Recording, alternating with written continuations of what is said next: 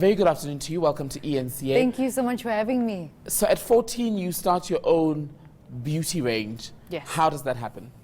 I think just noticing a really big gap in the market for, number one, a quality, number two, affordable, and number three, inclusive makeup brand here in South Africa. And I do come from a family of entrepreneurs, and so getting started, I had a lot of motivated and wise people around me to assist me in getting to where I am today. Let's talk about those wise people. Yes. And family in particular. Yes. Because I was reading at 16, you then left school. Who initiated that conversation, yourself or your parents, and how did it go?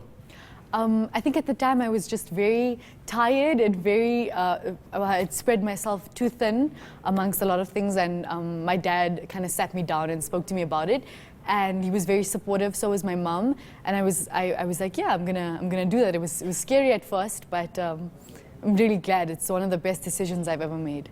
Switchbeauty is an online beauty platform. Yes. How does it work? And are you finding that South Africans are finally moving toward that space where they stock from people like yourselves, as opposed to walking to a popular department store and buying makeup there? I think with the rise of social media and with us moving into the digital age, my generation especially are taking better to digital brands, social media brands, and I think brands that just take technology seriously. Yeah. What's the one thing that's really knocked your spirit since you started this? Sorry? What has been the most difficult moment since from age 14 to where you are now?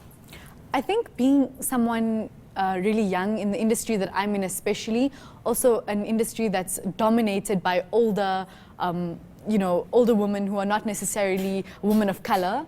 I think not being taken seriously in this industry has been something that's been taken a little bit getting used to, but I'm getting the hang of it, yes. You're very young in the beauty industry. Someone else who's made quite a lot of money from this is Kylie Jenner. Yes. Has she played a role in the people who inspire you, and are you also hoping to now become a billionaire from just the beauty industry? From an inspiration perspective, I don't think Kylie Jenner necessarily, but definitely admirable work that she's done, fame leveraging, and just really taking a hold of the power she has over the people and monetizing that. Let's talk about Women's Month then. Yes. You are a young South African woman. What does it mean to you?